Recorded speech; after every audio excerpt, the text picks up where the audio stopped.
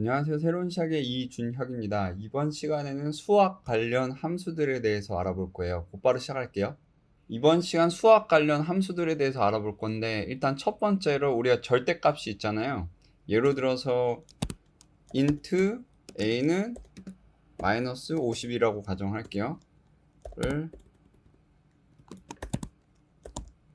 이런 식으로 a 이렇게 해서 얘를 출력을 하면은 이런 식으로 마이너스 50이 출력이 되죠. 얘를 이제 절대값으로 표시를 한다. 만약 마이너스 50의 절대값이면은 50이죠. 그래서 이제 이 절대값 관련된 함수를 사용하려면은 stdlib 헤더를 추가를 해주셔야 되거든요. 그런 다음에 여기다가 apps를 추가를 해주시면 돼요. 얘를 실행하면 이렇게 절대값이 표시가 되고요. 다음으로 난수 생성하는 함수를 알려드릴게요. rand 함수인데 stdlib 헤더 안에 있거든요. 얘를 pd rand 하시고 얘를 실행하시면 이런 식으로 난수가 생성이 돼요. 근데 한 번 더 실행해 볼게요. 똑같은 난수가 실행되는데 만약 이 상태에서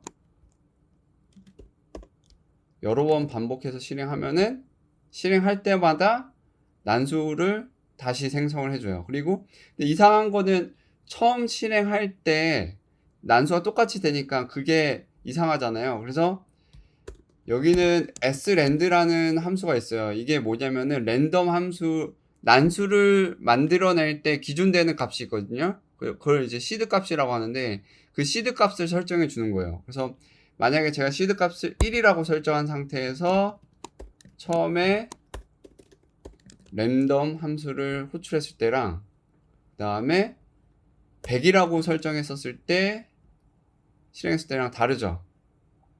일반적으로 하드웨어에서는 이걸 어떻게 다루냐면은 이제 하드웨어에서 아날로그 값을 읽는 게 있어요. 근데 이 아날로그 값이라는 거는 결국에는 디지털 값은 0, 1이죠.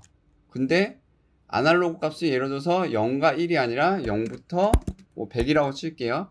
그러면은 이게 계속 파형이 있다 보니까 그 0에서 100 사이에 어떤 값이 들어올지 모르잖아요. 그래서 되게 하드웨어에서는 이 아날로그 값을 여기다가 넣어가지고 랜덤 함수를 초기화를 해요. 그러면은 매번 기기를 켰었을 때 아날로그 값이 어떻게 들어올지 모르니까 어떤 식으로 랜덤 함수가 초기화될지 알 수가 없는 거죠.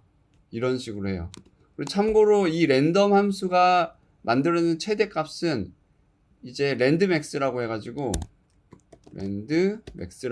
여기 지금 여기 매크로 상수 값이 있는데 여기 이 값만큼 생성을 해줘요. 다음으로 stdlib 함수 말고 이제 math 관련된 헤더가 있거든요.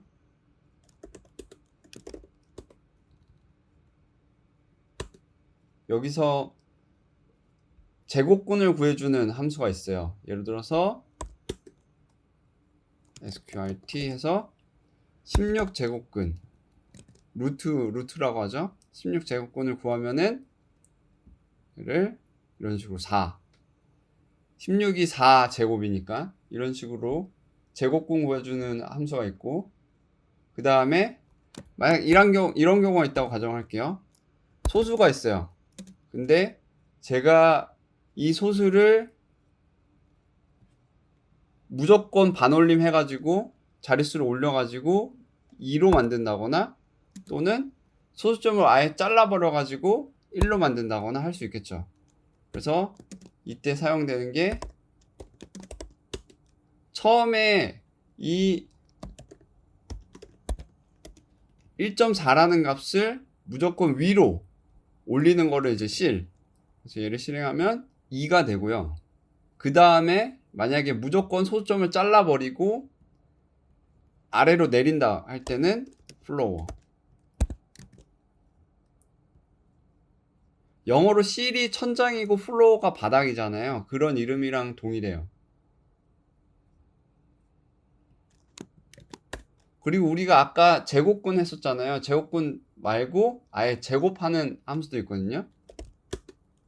만약에 4의 세제곱 구한다고 하면은 파워 4의 세제곱 그러면은 이런 식으로 함수를 사용할 수 있어요. 이번 시간 수학 관련된 함수들에 대해서 알아봤어요.